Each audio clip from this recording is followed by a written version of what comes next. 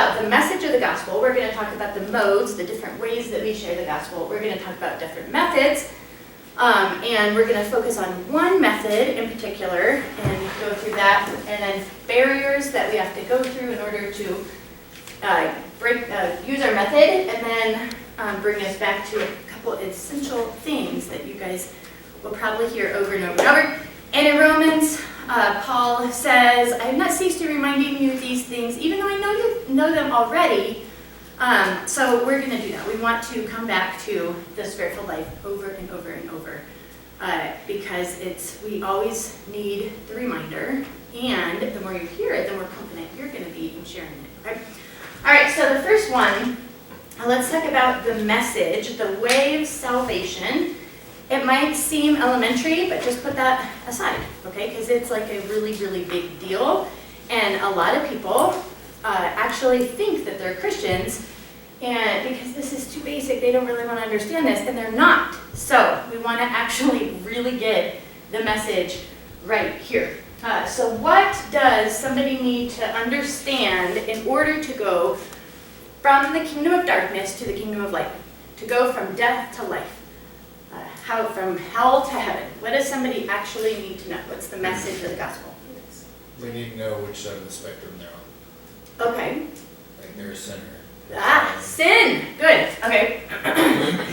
Sin. Can anybody think of a verse having to relate with that? The wages of sin is death. Good. The wages of sin is death. All right. Everybody gets Which is a big deal, because what if somebody did not think they were sinners? If they didn't think that they sinned? Yes. Why would you? You wouldn't need nobody to save you. You know, like it's a really, really big deal. The cross is foolishness to those who are perishing, the Bible says. Like if you don't, it is the crux, you know, understanding sin. So what else? For all have sinned and fallen short of the glory of God. Good. All right. So sin. Yep. The wages of sin is death.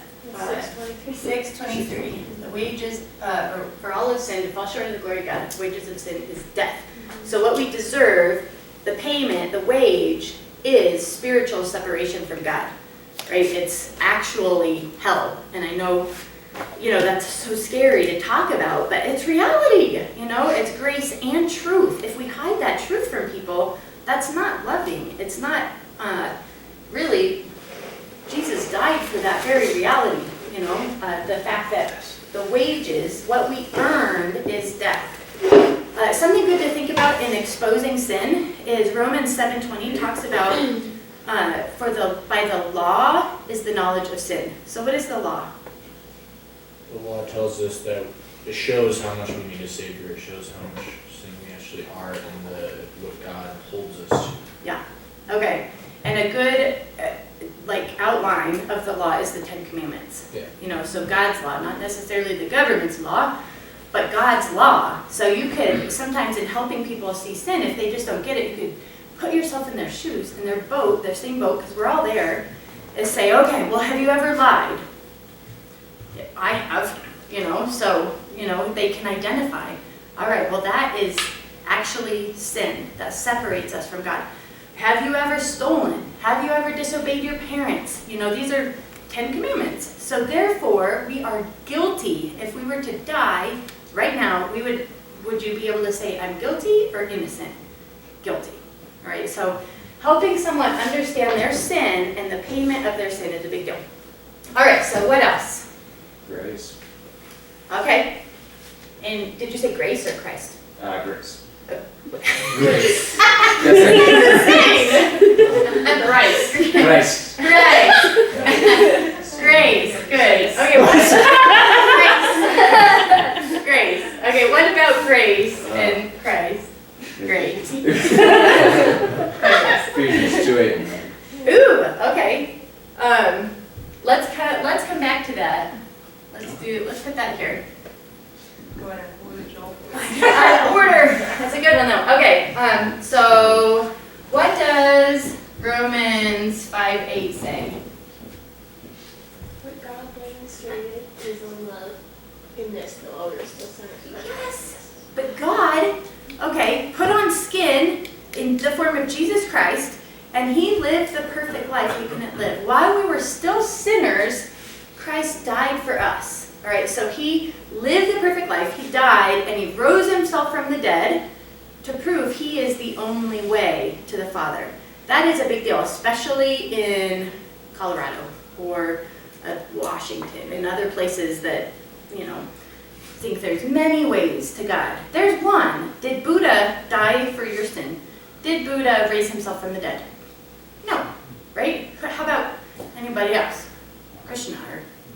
No, Jesus, God, is the only one who died and rose himself from the dead to prove only his way. So while we're still sinners, Christ died for us.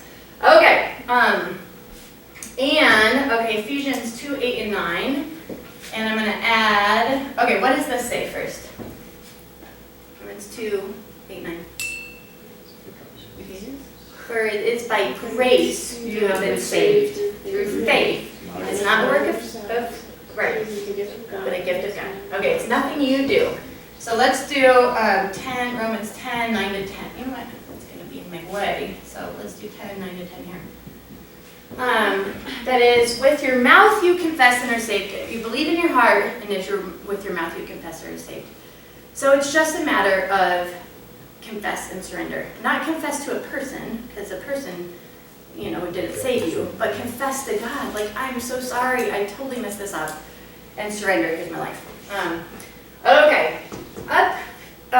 So this is then, I'll put confess and surrender.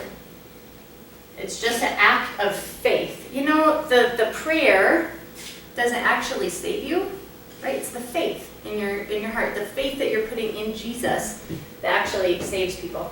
Do you think it's important for people to know that God loves them? Yeah. Okay. For God so loved the world, he gave his only son, right?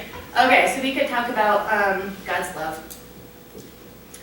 That God did love us. There's lots of things that God does. He's perfect, he's holy, but the fact that God does love us is a good starting place. What if they didn't hear this?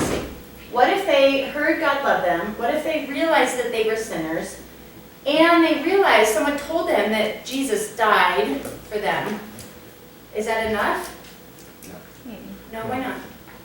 You need to accept it. Yeah, they have a choice to make, right? They have a choice to actually surrender their life to him.